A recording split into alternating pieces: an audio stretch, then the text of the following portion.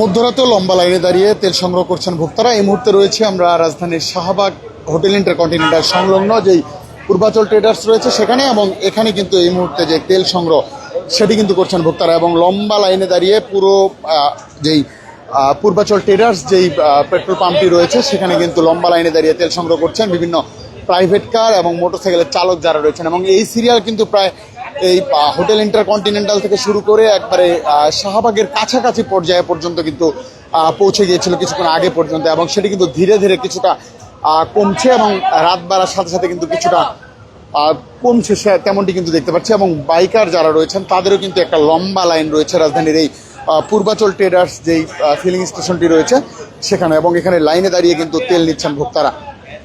একটু কথা বলতে কতক্ষণ ধরে দাঁড়িয়ে আছেন এখানে লাইনে? এই আধা ঘন্টার মতো। কত টাকার তেল দিচ্ছেন? 500 টাকার তেল দিচ্ছি। হয়ে যাবে কিনা এটা? হবে, এই 1-2 দিনের মতো হবে।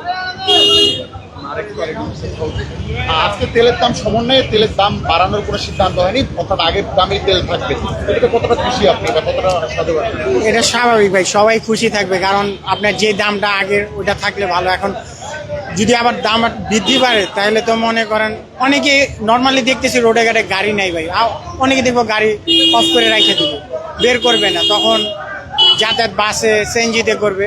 এখন যেই দামটা আছে ওইটাই মনে করেন সবচেয়ে আমরা খুশি। আর দামটা কতক্ষণ ধরে দাঁড়িয়ে হবে মোটামুটি সিরিয়াল আছে, হ্যাঁ হ্যাঁ এরকম হবে।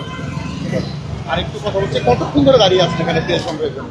প্রথম গেছিলাম আপনার অকটেনের লাইনে, অকটেন লাইন তো অনেক দূর, সেই জন্য দেখলাম পেট্রোলের লাইন ফাঁকা আছে, এই 20 মিনিট 25 মিনিট হবে। অকটেনের লাইনে লম্বা দেখে পেট্রোলে চলে জি জি জি, গাড়ি কি অকটেনে চালান নাকি পেট্রোলে চলে? দুইটাই চলে, আমাদের তো এফআই না, আমাদের হচ্ছে কার্বোটর, তো আমাদের দুইটাই চলে। কম সিরিয়ালে চলে আসে। হ্যাঁ, এখন বুদ্ধি করে তো চলতেই হবে। হ্যাঁ, 4-5টা সকাল থেকে ঘোরা হয়ে গেছে। তারপরে সকালবেলা পাইছিলাম 300 টাকা, এটা হচ্ছে আপনার গাবতলি থেকে নিছিলাম, আবার একটু আগে টান দিছে, আবার এখানে এসে ঢুকছে।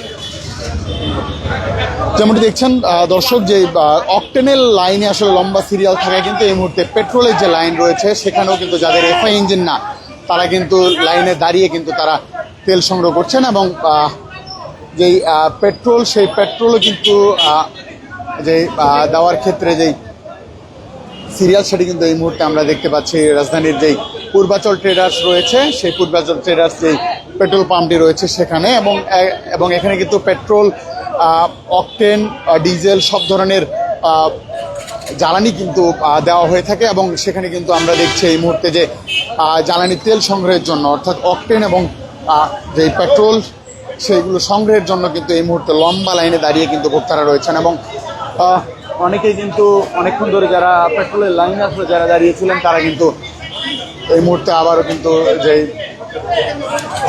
পেট্রোল না পেয়ে এই মুহূর্তে কিন্তু আবার অকটেনের লাইনে কিন্তু তারা দাঁড়িয়েছেন, এবং লম্বা লাইনে দাঁড়িয়ে যে তেল সংগ্রহ সেই তেল সংগ্রহে কিন্তু তারা এসছেন। এবং একই সাথে আপনাদের জানিয়ে রাখি যে আজকে কিন্তু জ্বালানি তেলের দাম সমন্বয় নিয়ে একটি সিদ্ধান্ত হয়েছে, এবং সেখানে বলা হয়েছে যে আগামী এপ্রিল মাসেও কিন্তু কোনো ধরনের জ্বালানি তেলের দাম কিন্তু বাড়ছে না। এবং একই সাথে যে অপরিবর্তিত যে জ্বালানি তেলের দাম যে 120 টাকা করে যে অকটেন, সেই অকটেনের দাম, পেট্রোলের দাম এবং একই সাথে ডিজেলের দামও কিন্তু অপরিবর্তিত থাকছে। এবং সেই দৃশ্য কিন্তু আমরা এই মুহূর্তে দেখতে পাচ্ছি। এবং যানবাহনগুলো যেগুলো রয়েছে, অর্থাৎ প্রাইভেট কার থেকে শুরু করে বাইক পর্যন্ত সবগুলো যানবাহনে কিন্তু জ্বালানি তেল সরবরাহ করা হচ্ছে। এবং রাত যত বাড়ছে আসলে চাপও কিন্তু সাথে সাথে যারা অফিস করেছেন দিনের বেলা তারাও কিন্তু রাতের যে মধ্যবর্তী যে সময় সেই সময়ে কিন্তু জ্বালানি তেল সংগ্রহের জন্য এসছেন।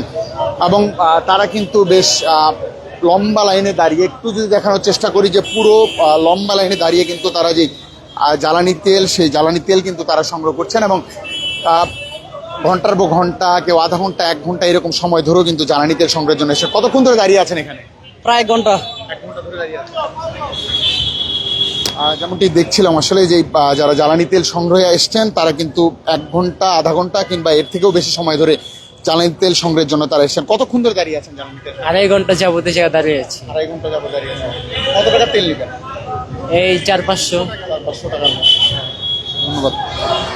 যেমনটি শুনছিলেন আসলে যে অনেকেই কিন্তু 2 ঘন্টা, 2.5 ঘন্টা এরকম সময়ও কিন্তু লাইনে দাঁড়িয়ে রয়েছে, এবং পুরো লম্বা কিন্তু সিরিয়াল একবারে শাহবাগের দিকে চলে গিয়েছে। এবং হোটেল ইন্টারকন্টিনেন্টালের সামনেই কিন্তু এই যেই ফিলিং স্টেশনটি, যেটি পূর্বাচল ট্রেডার্স নামে পরিচিত সেই ফিলিং স্টেশনে কিন্তু যে জ্বালানি তেল সংগ্রহের যে সিরিয়াল সেটি কিন্তু সময় বাড়ার সাথে সাথে অর্থাৎ রাত বাড়ার সাথে সাথে কিন্তু সেই লাইনও দীর্ঘ হচ্ছে এবং জ্বালানি তেল কিন্তু এখান থেকে সংগ্রহ করতে পারছেন যারা চালক রয়েছেন তারা, এবং ব্যক্তিগত কাজে কিংবা রাইড শেয়ারিং এর কাজে যারা আসলে গাড়িগুলো ব্যবহার করে থাকেন তারা কিন্তু রাজধানীর বিভিন্ন যে পেট্রোল পাম্পগুলো রয়েছে বা বিভিন্ন ফিলিং স্টেশন যেগুলো রয়েছে সেগুলোতে কিন্তু তারা যাচ্ছেন, এবং অনেকেই কিন্তু অকটেন না পেলেও যাতে পেট্রোল সংগ্রহ করতে পারেন সেটিরও চিত্র আমরা কিছুক্ষণ আগেই কিন্তু এখানে দেখলাম। এবং যারা আসলে এফআই ইঞ্জিন না সেই ইঞ্জিনগুলো যারা আসলে সেই ইঞ্জিন গাড়িগুলো যারা চালান তারা কিন্তু পেট্রোল নিতেও কিন্তু আমরা তাদের দেখেছি। সব কিছু মিলিয়ে আসলে রাজধানীর যে বিভিন্ন পেট্রোল পাম্পগুলোতে সহ দেশের বিভিন্ন জায়গায় কিন্তু আমরা দেখছি যে